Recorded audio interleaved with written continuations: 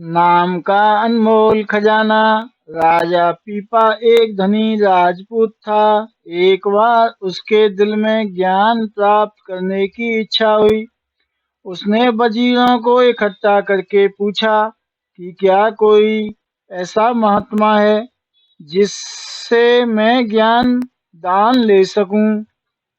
वजीरों ने कहा, महाराज, इस वक्त जो जूते गांठने वाले संत गुरु रविदास जी हैं, जो आपके महल के पास थोड़ी दूरी पर ही रहते हैं।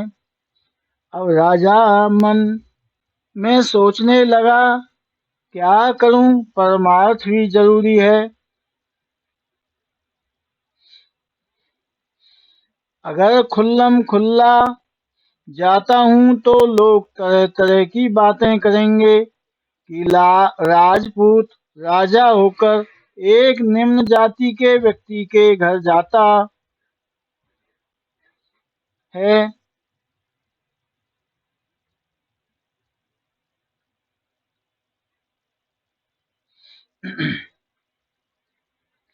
फिर राजा ने सोचा कि यदि संत गुरु रविदास उन्हें अकेले मिलें तो मैं उनसे नाम ले लूं।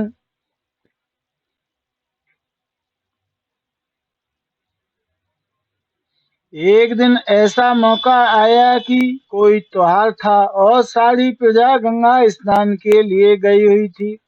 इधर राजा अकेला था और संत गुरु रविदास जी का मोहल्ला भी सूना और कोई अपने घर पर नहीं था।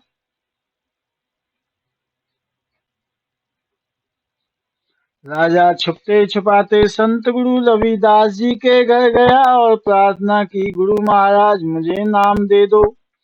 संत गुरु रविदास जी ने चमड़ा भिगोने वाले कुंड में से पानी का एक चुल्लू भर कर राजा की तरफ बढ़ाया और कहा, राजा, ले, यह पी ले। राजा ने हाथ आगे करके वह पानी ले तो लिया, लेकिन चमड़े वाला पानी एक क्षत्रिय राजा कैसे पीता। उन्होंने इधर उधर देखा और पानी बाहों के बीच में गिरा लिया। संत रविदास जी ने यह सब देख लिया, परंतु जुबान से कुछ नहीं कहा। राजा चुपचाप सिर झुकाकर वहां से आ गए। महल में जाकर उन्होंने धोबी को बुलाया और हुक्म दिया कि इसी वक्त इस कुर्ते को गंगा घाट पर धोकर लाओ। धोबी कुर्ते को घर ले गया।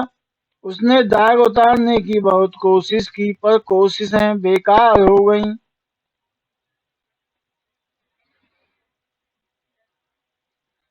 फिर उस धोबी ने अपनी लड़की से कहा, इस कुर्ते पर जो दाग है उनके मुंह में लेकर चूस लो, जिससे यह दाग निकल जाए और कुर्ता जल्दी साफ हो जाए, नहीं तो राजा नाराज हो जाएंगे। लड़की मासूम थी। वह दाग चूसकर थूकने के बजाय अंदर निकल गई। इसका परिणाम यह हुआ कि वह लड़की ज्ञान दान की बातें करने लगी। धीरे धीरे यह खबर शहर में फैल गई कि धोबी की लड़की महात्मा है। आखिर राजा तक भी यह बात पहुंच गई। जब राजा को यह पता चला तो वह एक दिन धोबी के घर पहुंचे। लड़की राजा को देखकर हाथ जोड़कर खड़ी हो गई। राजा ने कहा, देख बेटी, मैं तेरे पास भिखारी बनकर आया हूँ, राजा बनकर नहीं आया हूँ।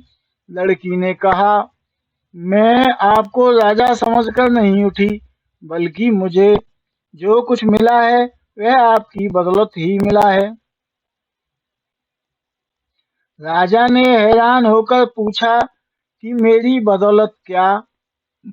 लड़की ने कहा, जी हाँ। राजा ने कहा, वह कैसे। वो लड़की बोली,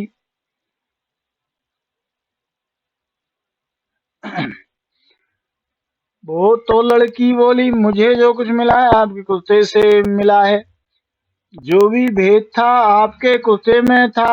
यह बात सुनकर यह बात सुनकर राजा अपने आप को कोसने लगा और कहने लगा कि धिक्कार है मेरे राजपाट को, धिक्कार है मेरे क्षत्रिय होने को।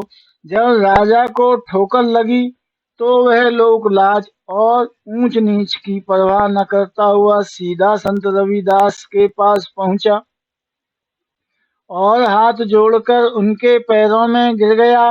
गुरुदेव, यह चरणामृत मुझे फिर से दे दो। संत रविदास जी ने कहा, अब नहीं।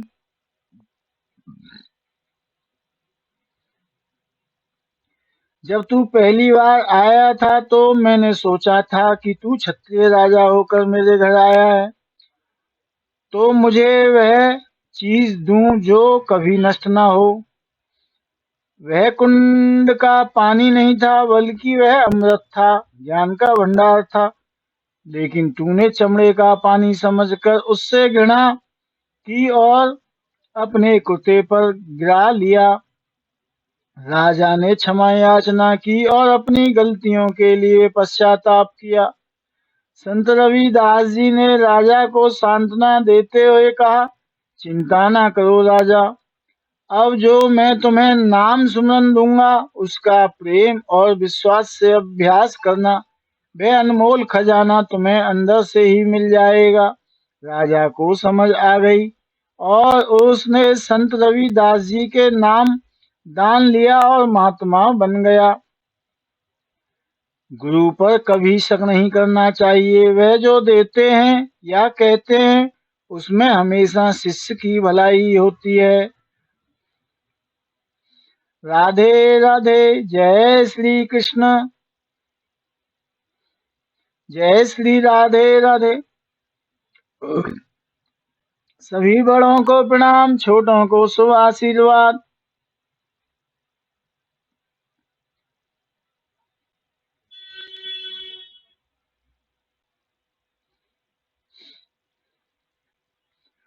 वाह स्नेह, आप सभी का दिन मंगलमय हो। अपने आगामी भविष्य में होने वाले सभी बड़े बड़े खर्चों के लिए बैंक ब्याज और बढ़ती महंगाई से ज्यादा लाभ के साथ म्यूचुअल फंड एसआईपी से धन जोड़ें। घर बैठे ही म्यूचुअल फंड एसआईपी के बारे में जानने और ऑनलाइन निवेश करने के लिए आप हमसे कोसी कला में 13 जुलाई 1982 से सेवा में समर्पित कुलभूषण भार्गव से मोबाइल 94 122 77 970 पर दोपहर 2 बजे से रात्रि 8 बजे के मध्य में, प्रयागराज में आकाश भार्गव से मोबाइल 81 715 65 657 पर रात्रि 8 बजे से 11 बजे के मध्य में, प्रयागराज में लव भार्गव से मोबाइल 89 798 82 474 पर शाम 4 बजे से 6 बजे के मध्य संपर्क करें या व्हाट्सएप पर संदेश भेजें। वैसे हमने वीडियो के डिस्क्रिप्शन विवरण में एसआईपी शुरू करने के कई लिंक दिए हुए हैं। जी लिंक को छूते ही सीधे वेबसाइट पर पहुंच जाएंगे। अपना पूर्ण विवरण भरें, डॉक्यूमेंट अपलोड करने के बाद पेमेंट करें। ये लो हो गई आपके निवेश की शुरुआत और आप बन गए म्यूचुअल फंड के निवेशक। आप डिस्क्रिप्शन में दी गई स्कीम दी गई स्कीम में एसआईपी नहीं करना चाहते हैं तो आप म्यूचुअल फंड की स्कीम का नाम, अपना पैन नंबर, जन्म की तारीख, नाम जो पैन कार्ड और बैंक अकाउंट में हो, मोबाइल नंबर जो आधार और बैंक में अपडेट हो और ईमेल आईडी जो आप म्यूचुअल फंड में रखना चाहते हो लिख भेजिए। हम फुर्सत मिलते ही आपको आपकी मनपसंद स्कीम का लिंक भेज देंगे यदि आप चाहते हैं कि बार-बार आपको पूर्ण विवरण ना भरना पड़े।